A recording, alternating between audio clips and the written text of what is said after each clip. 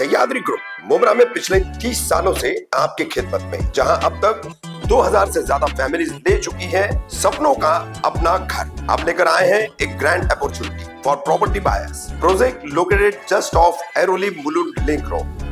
1 BHK सिर्फ 26.49 लाख से शुरू, 2 BHK सिर्फ 38.99 लाख से शुरू, सिर्फ 4.99 लाख देकर 1 BHK या 6.99 लाख में 2 BHK। हलाल पेमेंट प्लान भी अवेलेबल है। 23 story tower, garden, gym, kids play area, indoor games और टर्फ के साथ सिर्फ 7 मिनट स्टेशन से और 40 मिनट एयरपोर्ट से। सह्याद्री ग्रुप के साथ सपनों का अपना घर आज ही बुक कराएं। देखिए कैसे रफीक कामदार और उनकी पत्नी पर हॉकर्स माफियाओं ने किया था हमला और कैसे मुमरा पुलिस बढ़ा रही है अपराधियों का हौसला।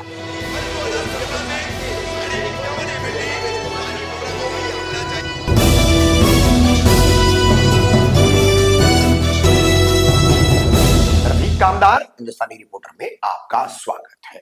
रविवार 5 अक्टूबर को शाम के समय मित्तल चौराहे पर ट्रैफिक का जाम होना, वहां मौजूद ट्रैफिक महिला पुलिस कर्मियों की मदद करना और फिर उन्हीं की गुजारिश पर आगे की तरफ ट्रैफिक जाम को खोलने के लिए किस्मत कॉलोनी तक जाए, जहां पर हॉकर्स माफिया फज्जू उर्फ फैयाजुद्दीन, असद अंसारी, छोटू, इनके गुंडे, वर्तक नगर की गोवंश हत्या के अपराधी अरमान, फरमान, अली और इनके अन्य कई और साथियों ने पहले कैसे रफीक कामदार पर हमला किया, वीडियो में देखिए आप। ये तो एक इत्तेफाक की बात थी कि ट्रैफिक जाम का लाइव कवरेज मेरी पत्नी कर रही थी और वो मित्तल से किस्मत के पास पहुंची है तो वहीं पर ट्रैफिक महिला पुलिसकर्मी ने उन्हें बताया कि आपके पति के साथ ये मारपीट कर रहे हैं। वो पहुंची, वो वीडियो भी आपको दिखा रहे कि किस तरह से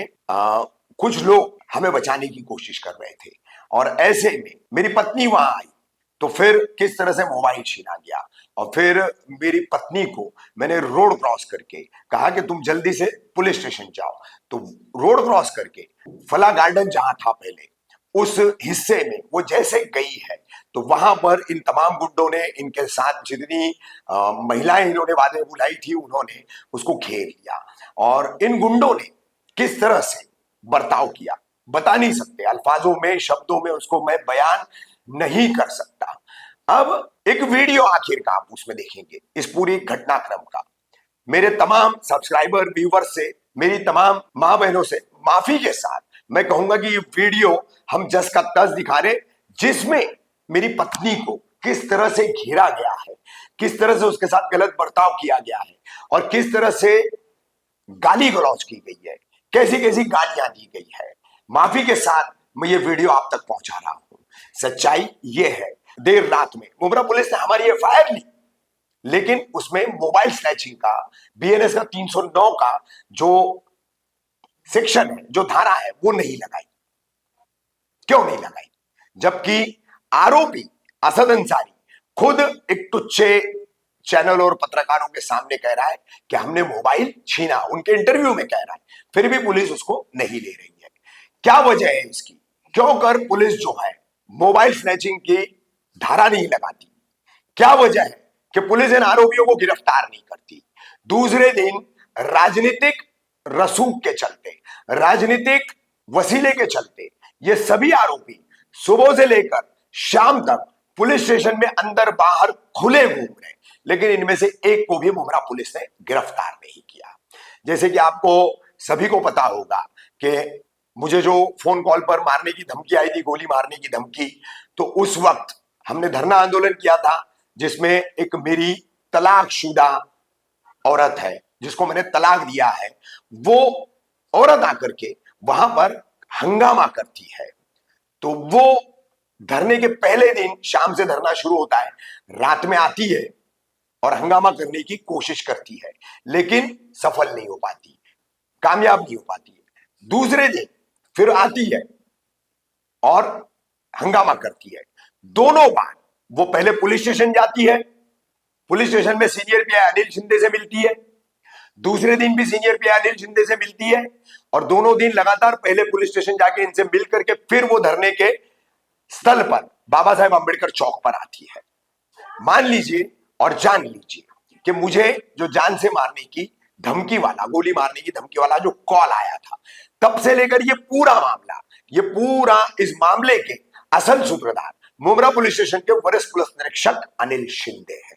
कुछ राजनीतिज्ञों के साथ मिलकर वो हमारी घर बचाओ मुहिम को, घर बचाओ आंदोलन को अलग रूप दे करके उसको खत्म करना चाहते हैं, ताकि यहां पर मुमरा कौसा में, शील में जो कार्रवाइयों का सिलसिला अब तक रुका हुआ है, वो मुझ पर लगातार केसेस, एक हफ्ते में मुझ पर 2 केसेस बना दी गई है, झूठी केसेस।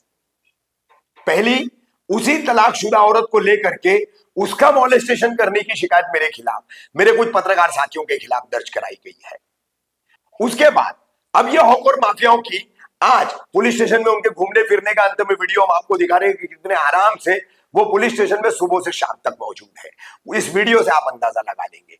अब इनका हमारे खिलाफ, मैं, मेरे साथी पत्रकार आरिफ, हमारे गरीब नवाज हॉकर्स यूनियन के अध्यक्ष अलीम शेख और जनरल सेक्रेटरी वसीम कासमानी, इन हम चारों के खिलाफ एक्सटॉर्शन का, हफ्ता उगाई का मामला दर्ज किया गया है। एफआईआर हमारे हाथ में आई नहीं है अभी तक, उसकी डिटेल मिलने के बाद उस पर भी आपके सामने हम बात रखेंगे। तो ये पूरी सुपारी जो है घर बचाओ आंदोलन खत्म करने की जो ली है, वो वरिष्ठ पुलिस निरीक्षक अनिल शिंदे ने ली है।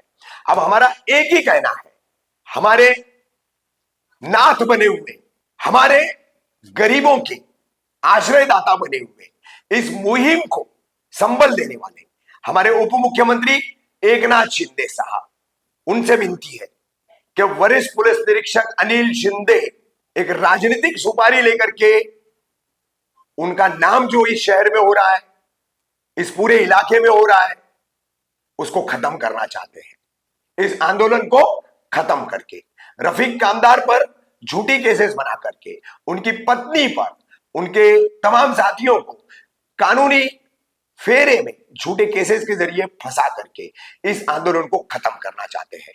तो माननीय उप मुख्यमंत्री एकनाथ शिंदे साहब, जल्द से जल्द इसका संज्ञान लीजिए और इस मामले में आप दखल दीजिए और हमारे साथ में इंसाफ कैसे होगा इस पर जोर दीजिए।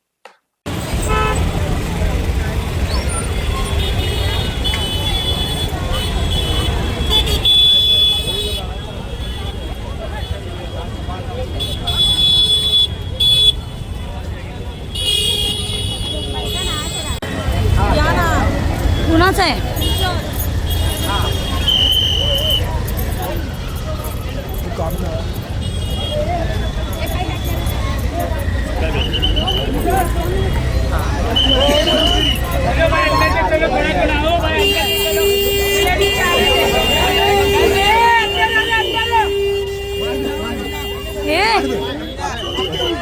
मार दे।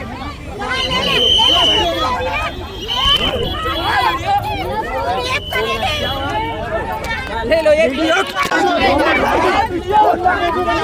इधर वीडियो बना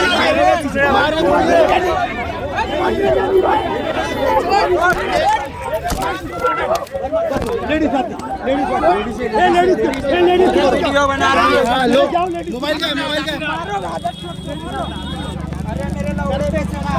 मारो मत, छीना लेगी, सोल्यूशन निकालेंगे इसका।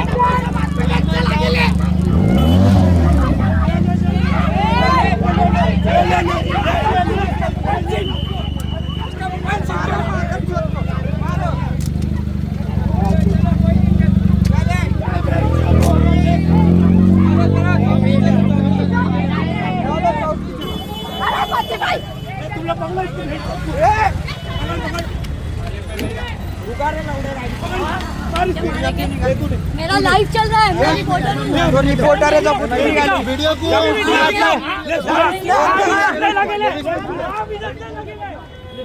भी धंधे लगे हैं, वहाँ भी धंधे लगे, वहाँ भी लगे।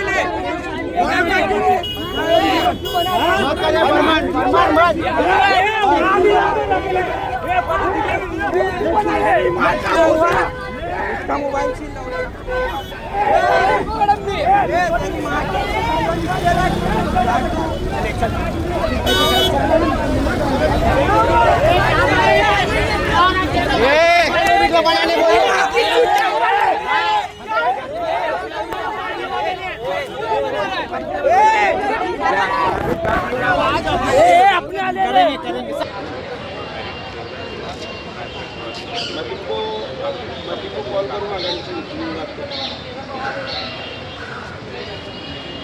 हाँ हाँ हाँ